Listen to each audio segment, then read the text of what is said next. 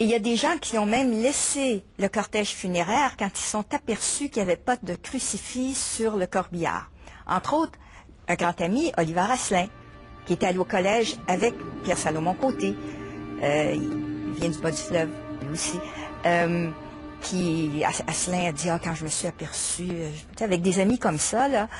Après, vous vous retrouvez comme ça, Eva sur ses côtés, la veuve qui doit se trouver un emploi. Et comme c'est vraiment une coïncidence, 2 semaines après les funérailles, ou moins de 2 semaines, le journal Le Pays est fondé par Godefroy Langlois, qui était à la loge franc-maçonne aussi. Et tout de suite, il lui demande de collaborer au journal. Mais comme je vous dis, ça a été traumatique. Hein? Elle va en parler pendant longtemps, pas tellement dans les chroniques de façon indirecte. Quand on le sait, on peut deviner à quoi elle se réfère dans les chroniques quand elle parle de curés qui essayent de convertir les gens sur leur lit de mort, par exemple. Le curé était venu voir Pierre Salomon-Côté, mais c'est un ami de la famille. Et Pierre Salomon lui avait dit, bon ben, laisse faire, là, tu peux partir. Puis il était parti. Il avait respecté ça, il n'avait pas essayé de le convertir.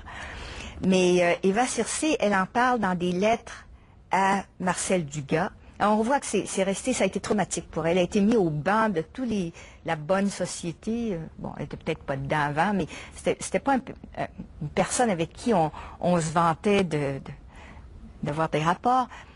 Et je crois qu'on revient au pseudonyme. Le fait de s'être dissimulé sous des pseudonymes lui a probablement, moi je devine là, gardé son poste à la bibliothèque municipale. Parce que l'Église avait quand même une influence sur l'achat des livres, tout ça. Alors d'avoir une personne comme ça, vous devriez lire la presse de droite à l'époque, on l'appelle de tous les noms, on dit que c'est pas ses dernières volontés à lui, c'est elle qui a décidé de faire ça. Et il y a une en-tête dans un journal de droite, c'est La Vérité de Tardivelle, je crois, ou La Croix, qui dit mourir comme un chien. Mais on la blâme toujours, elle. Les frères, ses 2 frères à lui vont venir de la Gaspésie, du bas du fleuve, et ils vont dire, mais nous, on le sait qu'il aurait aimé avoir des funérailles catholiques. Madame Lévesque, vous venez de parler des liens entre les francs-maçons et Eva Circé-Côté. Pourquoi est-ce que les francs-maçons étaient mal perçus par les catholiques? C'était plus que mal perçu. C'était condamné par l'Église, condamné dans les encycliques de pape au 19e siècle, tout ça parce que les francs-maçons étaient athées. Maintenant, je veux faire une distinction. Les francs-maçons athées sont les francs-maçons qui relèvent du Grand Orient ou enfin des grandes loges de France. Les francs-maçons anglo-saxons, comme on a un temple franc-maçon en face du Collège de Montréal sur la rue Sherbrooke, par exemple, ce ne sont pas des athées. C'est plutôt comme les chevaliers de Colombe, mais protestants. Vous voyez ce que je veux dire? Ils s'occupent de philanthropie et ils s'aident les uns les autres. Tous les francs-maçons se pistonnent, ça c'est connu. Et c'est très, très secret, hein, tout ça. Même aujourd'hui, ils ont des poignées de main spéciales, puis tout ça. C'est un ordre secret. Donc, on ne peut pas savoir qui est dedans. Sauf qu'il y a eu un épisode à Montréal où quelqu'un a loué l'appartement en haut d'un endroit où ils se réunissaient, a mis une espèce d'écouteur dans le plafond et a pris les noms de toutes les personnes qui entraient et a publié un petit pamphlet là-dessus. Alors là, c'était le dévoilement, si vous voulez. Il y a toujours des histoires de dévoilement dans la franc-maçonnerie. Mais ce qui est intéressant, c'est qu'en France, c'est progressiste. Hein? Les francs-maçons, ils sont pour l'éducation surtout. C'est en ligne directe des Lumières de la fin du 18e. Et en France, les premières grandes féministes de la fin du 19e siècle étaient souvent à la loge franc-maçonne. Il y avait une loge pour les femmes. Ici, il n'y en a jamais eu. Alors, Eva Circé-Côté n'a jamais pu être franc-maçonne elle-même. Eva Circé-Côté était dramaturge, poète. Est-ce que ses œuvres ont été liquidées par les critiques? Non, d'abord, sa première pièce de théâtre, Hymne de Lagne et de Lorimier, c'est en 1903. C'est une pièce patriotique, parce qu'elle n'aimait pas l'adjectif nationaliste. Donc, et ça a été très bien reçu par la critique, en fait. Elles sont toutes... Elle a monté 4 pièces. La critique a été bonne pour 3 d'entre elles. Elles ont gagné des prix. Il y en a une quand même qui, dans les années 20, qu'elle a présenté un concours sous un pseudonyme, Loup de velours. évidemment, avec sa réputation, elle s'est servie d'un pseudonyme, puis elle a gagné. Elle a eu le premier prix. Alors, ces pièces sont Maisonneuve. Elle a écrit une pièce sur Maisonneuve, et puis qui devrait être publiée, même si ça fait un peu vieux aujourd'hui, mais elle a reconstruit Maisonneuve. Maisonneuve tombe amoureux de la fille d'un chef indien, par exemple. Et là, il y a des longues discussions philosophiques entre le père indien, enfin, je dis indien, comme on le disait à l'époque, autochtone, et Maisonneuve, où chacun va dire, mais nos valeurs sont aussi bonnes que vos valeurs. Et Maisonneuve est extrêmement large d'esprit, va dire, oui, nous avons beaucoup à apprendre de vous, on peut apprendre les uns des autres. La critique est assez élogieuse, sauf, je crois que c'est dans la presse, où on dit vraiment, c'est pas très moral, cette affaire-là. Eva Circé-Côté était également auteure. Elle a écrit en 1924 la biographie de Louis-Joseph Papineau. Pourquoi Louis-Joseph Papineau? C'était son grand héros, hein. Elle l'appelait le héros antique égaré sur nos rives. Bon, pour elle, Papineau, c'est le héros hors de l'humanité, hors du commun, le surhomme, si vous voulez. Et donc, elle dit que c'est une biographie, mais en fait, c'est beaucoup plus qu'une biographie. C'est une histoire de son époque. C'est l'époque de Papineau. Elle va parler, elle se sert de Papineau dans son livre là, comme prétexte pour parler des protestants au Québec, pour parler des femmes dans la vie culturelle au Québec, enfin, tout ça.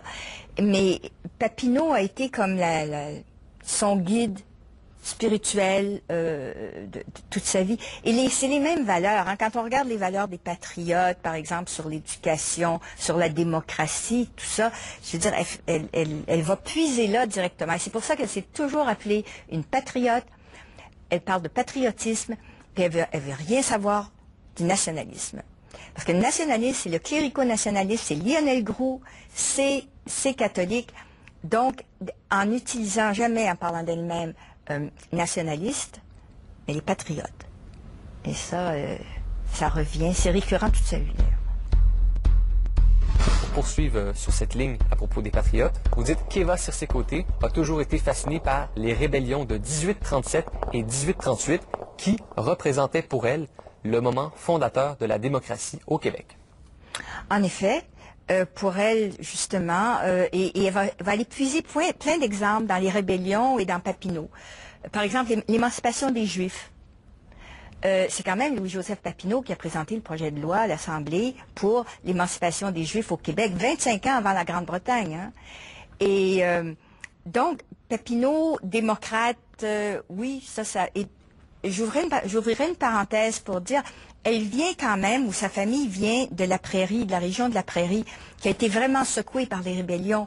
Donc, ça fait encore partie de l'histoire orale de la famille, là, quand elle naît en 1871. Donc, on en parle encore dans les familles. C'est très, très vivant pour elle. C'est encore d'actualité, les rébellions. Et donc, ça a influencé ce qu'elle a écrit pendant presque toute sa vie. Elle se réfère à Papineau régulièrement. Et démocratie, ça fait encore partie des Lumières de la fin du 18e. Elle et Papineau puisent aux mêmes sources dans Condorcet, si vous voulez, ou dans les philosophes de la fin du 18e. Et puis elle le dit, je crois que c'est dans son livre qu'elle le dit aussi,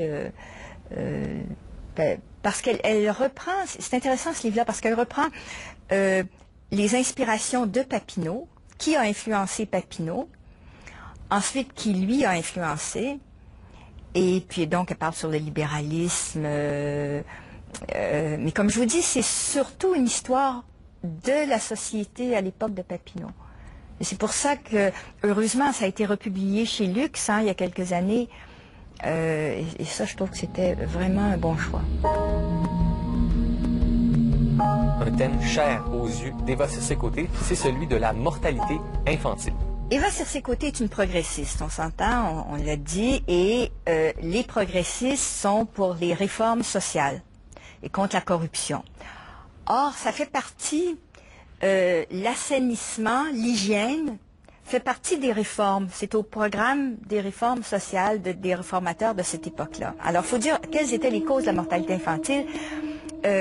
Bon, on peut dire que c'est la pauvreté, mais en fait, c'est la mauvaise qualité de l'eau et du lait. Les gens, il y avait de l'eau en bouteille, hein. Les gens riches pouvaient s'acheter de l'eau en bouteille. Les autres, non. Il n'y avait pas de réfrigération pour le lait et les mères n'allaitaient pas très longtemps.